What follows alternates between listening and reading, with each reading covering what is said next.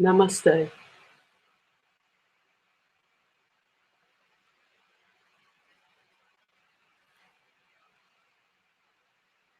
Today I'll continue to read from The Unborn, the life and teachings of Zen Master Bankei, who was a Rinzai Zen Master who lived from 1622 to 1693 in Japan.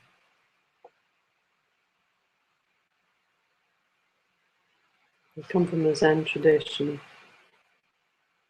that was based in another temple, which was Bankei's practice in the church for many years.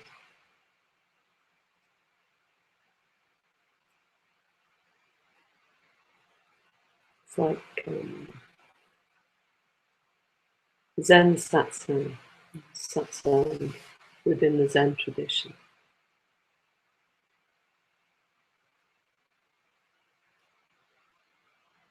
So today we're at Ryomonji, which is one of the temples that Bankei gave his pointings at. He would give talks, but mostly he would answer questions from lay people, from ordained monks, from priests, from people from all traditions.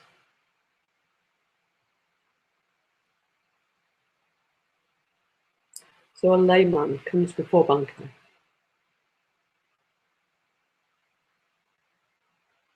and asks, "Everyone says that you're able to read others' minds. Is that true?" Bankei: "There is no place in my school for strange things like that. Even if I did have such an ability, because of the unbornness of the Buddha mind, I wouldn't use it.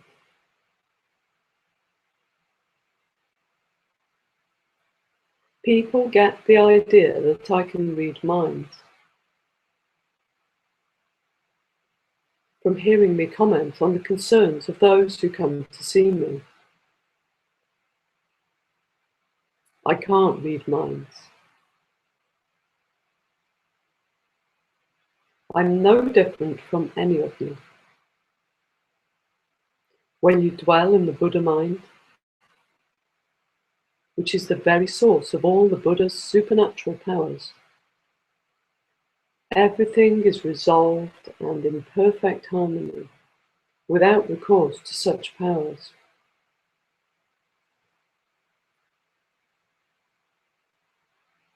So I don't need to get involved in a lot of side issues.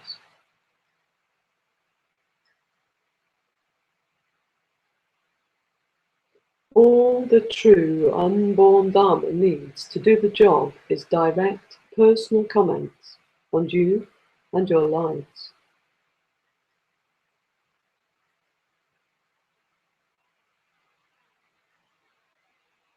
Another layman steps forward.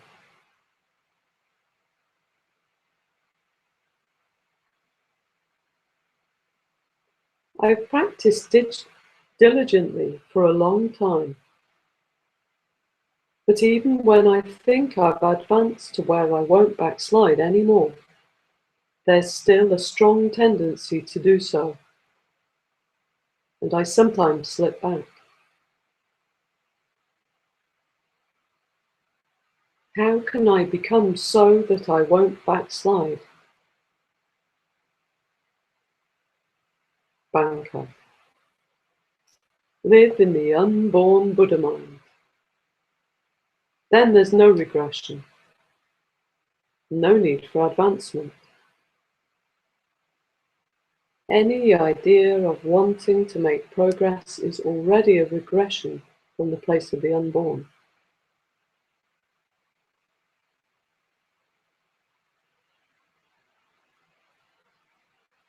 A man of the unborn has nothing to do with either advancing or backsliding.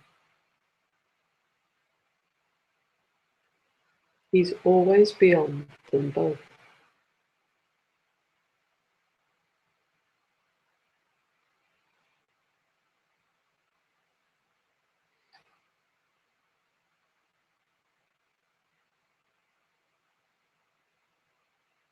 A monk steps forward.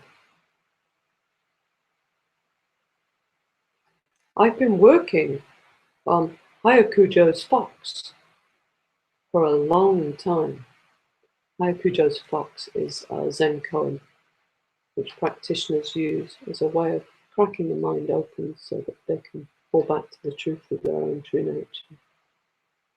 It's really a way of driving the mind crazy until it just drops.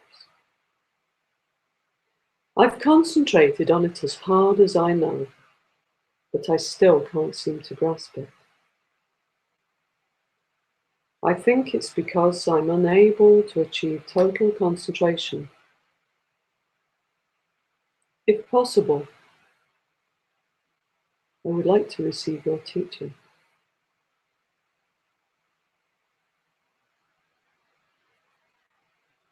Bankei. I don't make people here waste their time on worthless old documents like that. You don't know yet about your unborn Buddha mind and its illuminative wisdom, so I'll tell you about it. That will take care of everything. Pay careful attention. Bankei then proceeded to teach him about the unborn. The monk was completely convinced. He is said to have developed into an exceptional priest.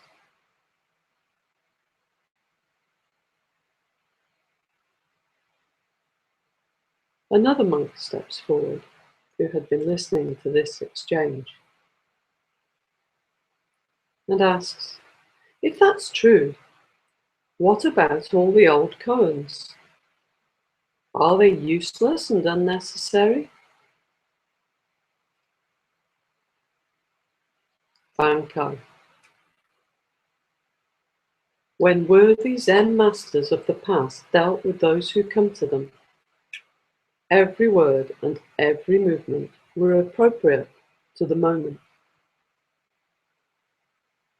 It was a matter of responding to their students and their questions face to face. They had no other purpose in mind. Now, there's no way for me to tell you whether that was unnecessary or helpful or not. If everyone just stays in the Buddha mind, that's all he has to do. That takes care of everything.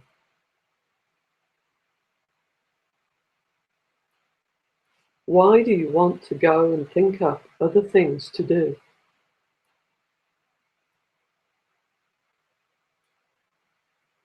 There's no need to. Just dwell in the unborn.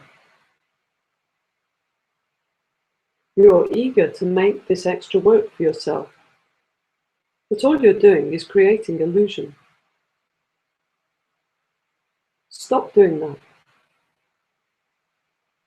Stay in the unborn. The unborn and its marvelous illumination are perfectly realized in the Buddha mind.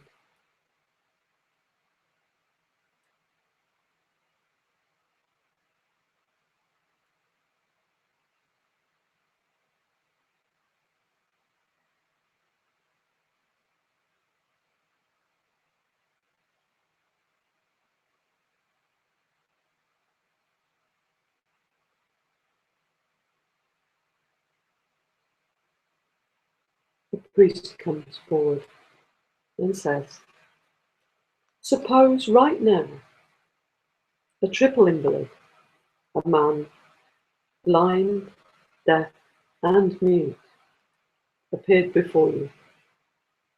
How would you deal with him? Bankei.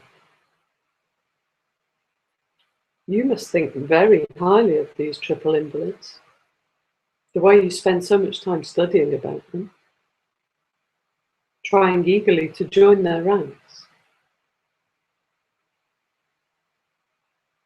But right at this moment, you are not a triple invalid. Instead of trying to become one, which would be very difficult anyhow, you should get to the bottom of your own self.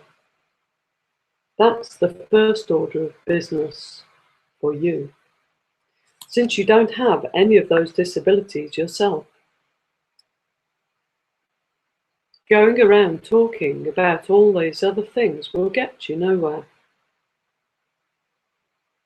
Pay attention now to what I'm going to tell you.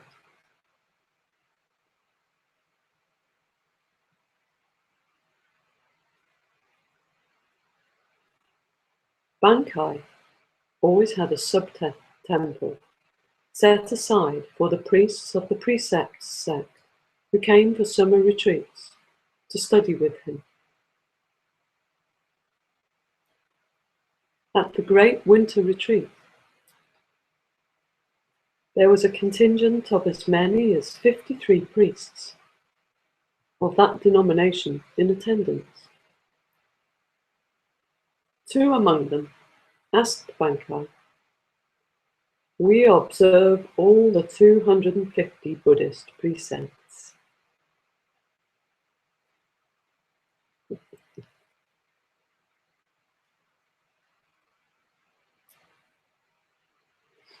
We believe that will enable us to attain Buddhahood.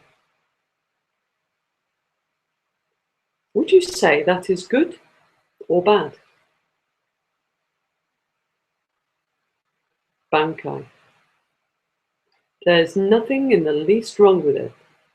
It's a good thing, but you can't say it's the best. It's shameful to wear your rules as a badge and call yourselves the precept sect, as if you think that's somehow superior. Basically, precepts are something initiated by the Buddha because of evil priests who transgressed against the Dharma.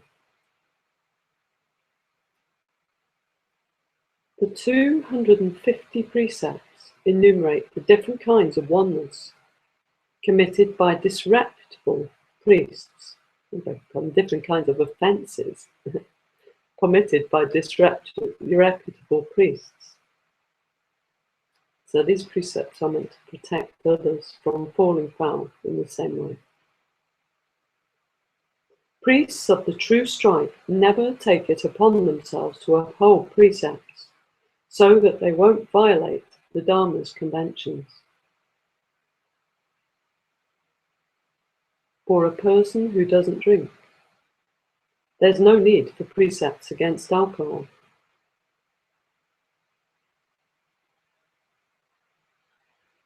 Those who don't steal don't need precepts against theft. Precepts against lying are wasted on a truthful man. You tell me that you observe the precepts, but to observe them or to violate them is actually something which should be of concern only to an evil priest. When you start saying, "We're the precepts sect," and set up precepts as superior, you're advertising yourselves as evil priests.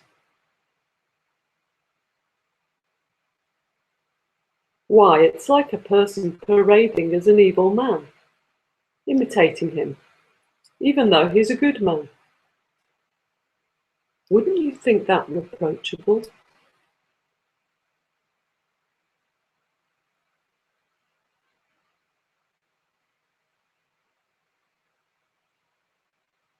The unborn is the mind of the Buddhas. If you live according to it, then from the first there's no distinction between observing and not observing. Those are designations that arise after the fact. They're one or more removes from the place of the unborn.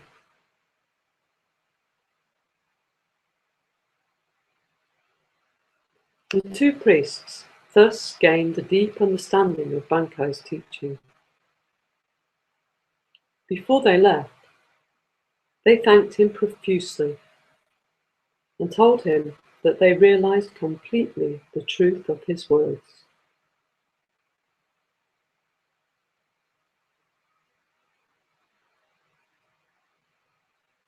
During the retreat, a large number of women from the provinces of Tamba, Tango, Izuma, and Mino came to see Bankei. Some were mourning the death of a parent. Others were grieving inconsolably for the loss of a child. They came hoping to lessen the pain of their bereavement by meeting with Bankei.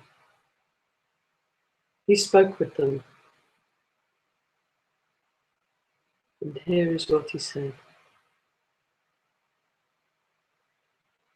The sorrow of a parent who loses his child, of a child who loses his father or his mother, is the same the world over.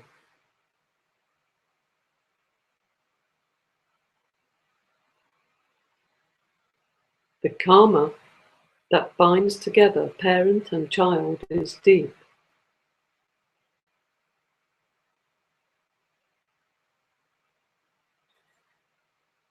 When death takes one from the other, sorrow is only natural. And yet the dead won't come back.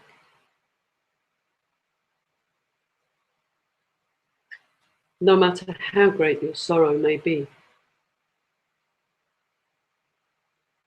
Should you spend your lives in unbroken sadness, grieving misguidedly over something you can't possibly change?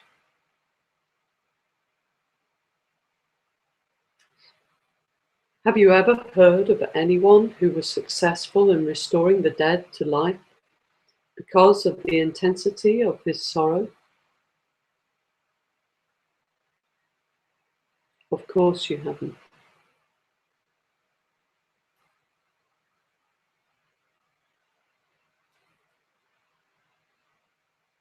And since there's no way for the dead to return, don't spend any more time on your grief.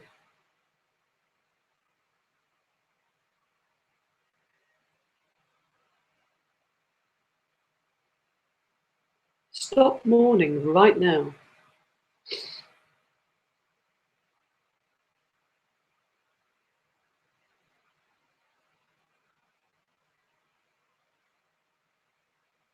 Use the time instead to do some zazen. Recite a sutra, or offer some flowers and incense for the dead person. That will be a real demonstration of your filial devotion or parental love.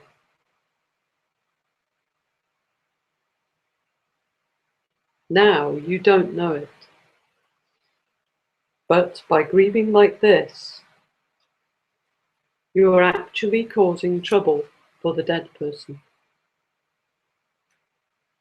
You all mourn your parents or children because you feel sorry for them. You believe that you are doing it for their sakes, but you're really hurting them.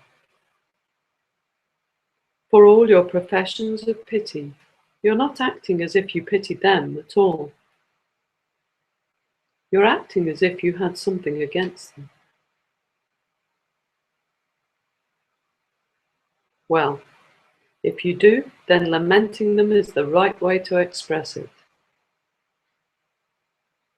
But if you feel truly sorry for them, you should stop mourning. It's wrong to mourn them out of pity.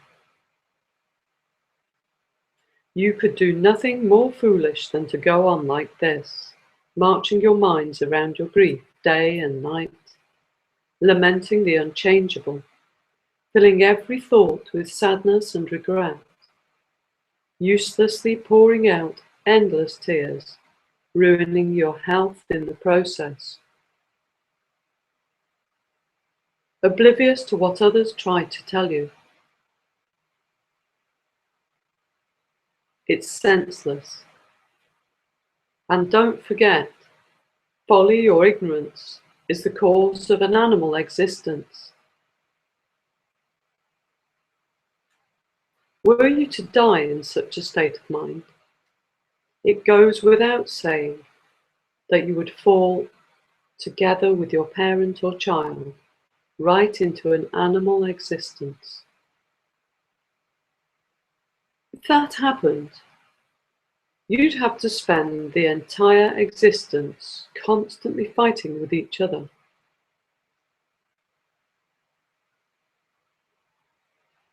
Each person comes into the world with nothing but the Buddha mind his parents give him. When you turn this unborn Buddha mind into a state of ignorance because of your parent or child, inwardly you're living as a first-rate animal.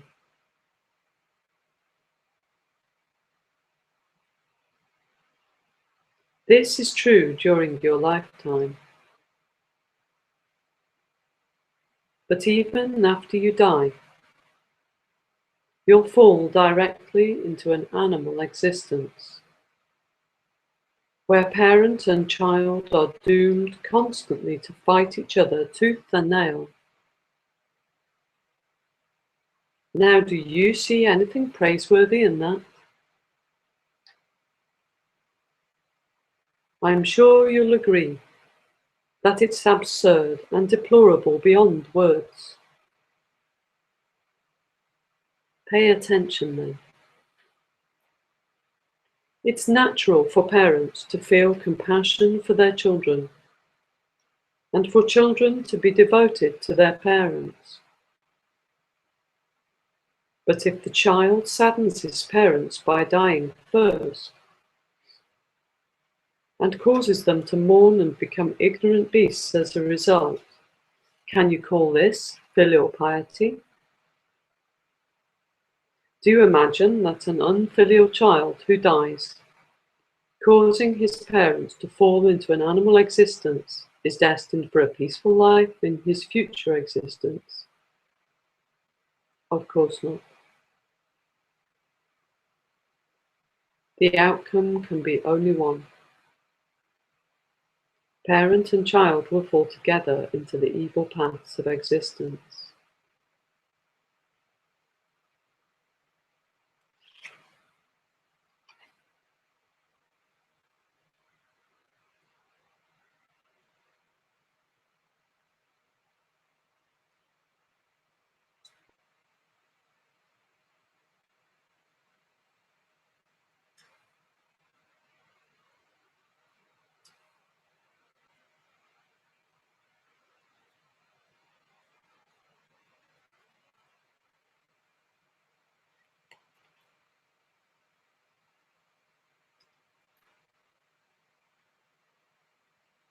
You know, I'm not sure if I agree with that, but it doesn't matter. Someone will agree with it, someone will disagree with it.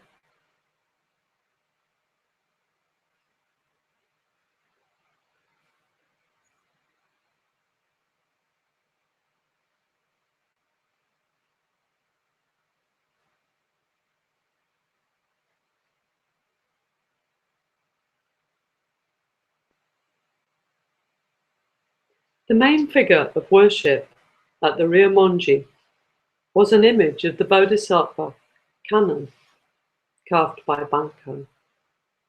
In the Zen tradition, Kannon is the representation of the Buddha Avalokiteshvara, the Buddha of great compassion. If one was looking from a Christian tradition, one could similarly see the Virgin Mary, Christ, of course, full to overflowing with compassion.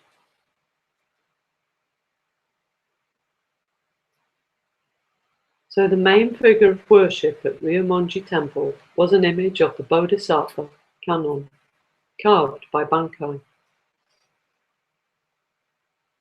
Aware of this, a monk from Oshu in northern Japan, who was standing against the pillar, asked in the middle of one of Bankei's talks, "Is that figure a new Buddha or an old one?"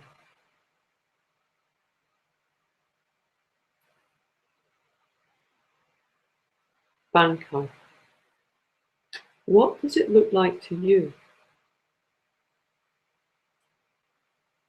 The monk: "A new Buddha." Bankei: "If it looks to you like a new Buddha, then that's what it is, and that's the end of it. Why did you have to ask me? Since you don't know that the unborn is the Buddha mind, you ask useless questions like that, thinking it's Zen. Instead of bothering everyone here with foolish questions, sit down, keep your mouth shut for a while, and listen carefully to what I say. Thinking the words of the masters of Advaita, particularly Papaji and Mujiji, say, keep quiet. Just keep quiet.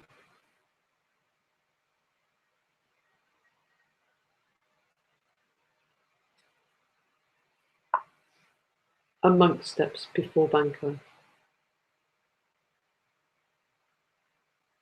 When I fall into a deep sleep, sometimes I dream. Why do we have dreams? What do they mean? Bankei: if you're sound asleep, you don't dream. Your dreams mean that you're not sound asleep. The monk had no reply.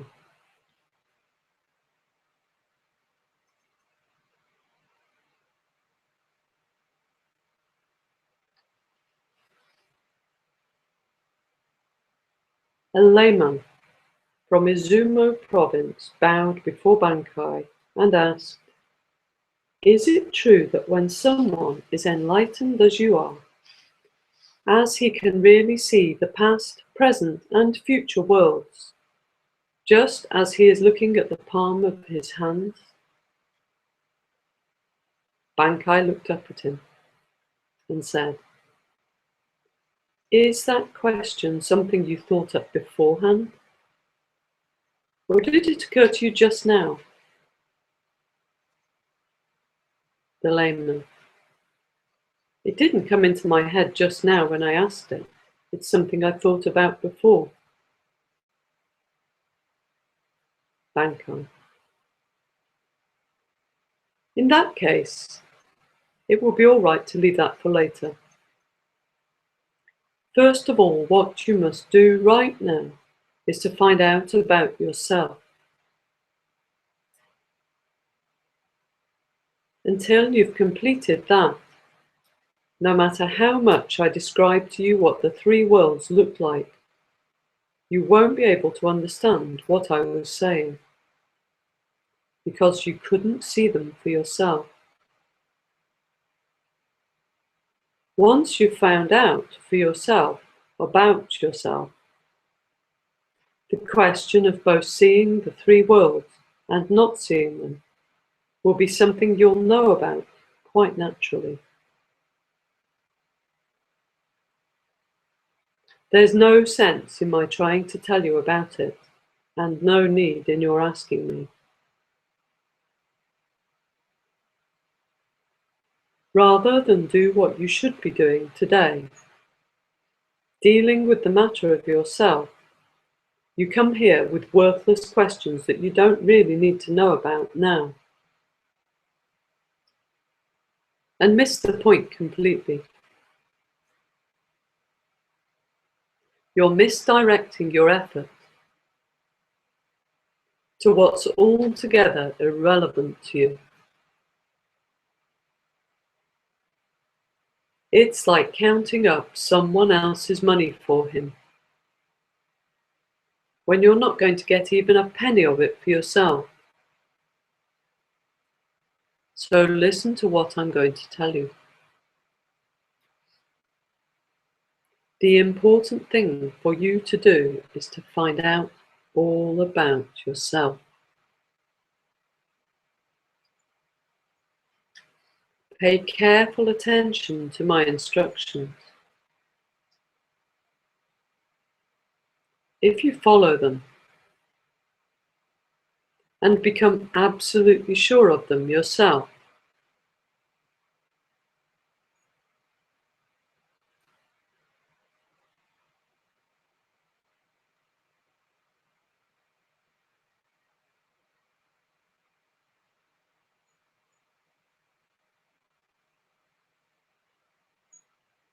in that very instant, you're a living Buddha.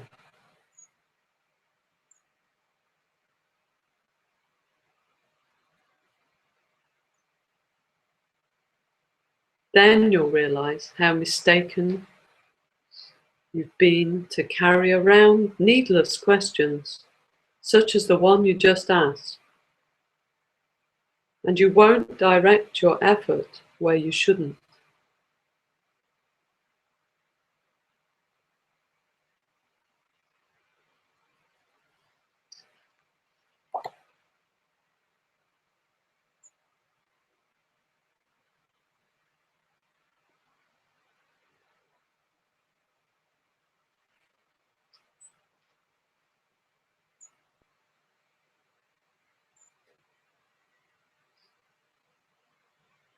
A monk had practiced Zazen assiduously for 20 years, even grudging time to lie down for sleep.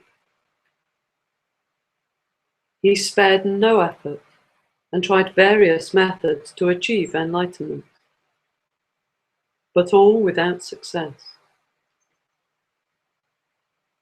Then, chancing to hear reports of Bankei and his teaching, he came to meet the master.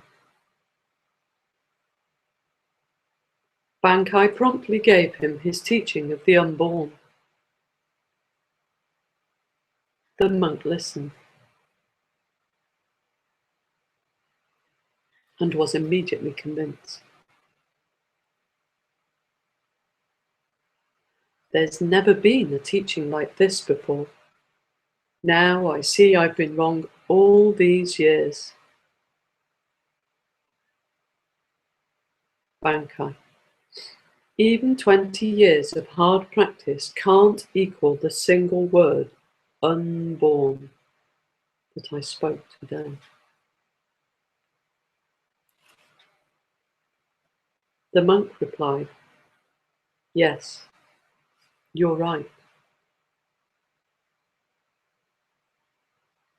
It is just as you say.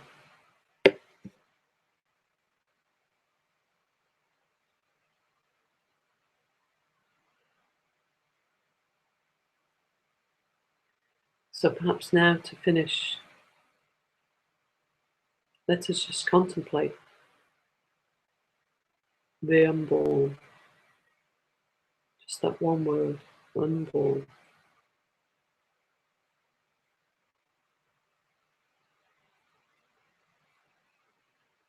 What is the unborn?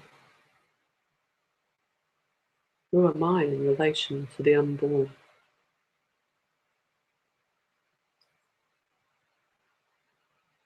Am I a part of it?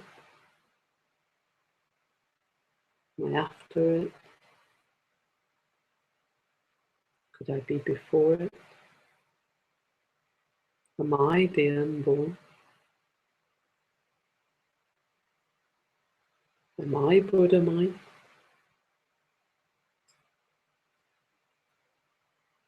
Am I Buddha? Unborn.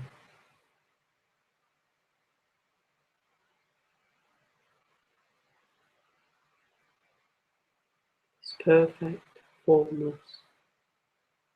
boundless, unborn Buddha mind. The place in which everything is perfectly resolved. The place in which everything arises.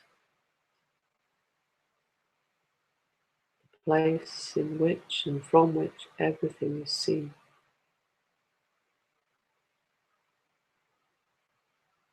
Who I am.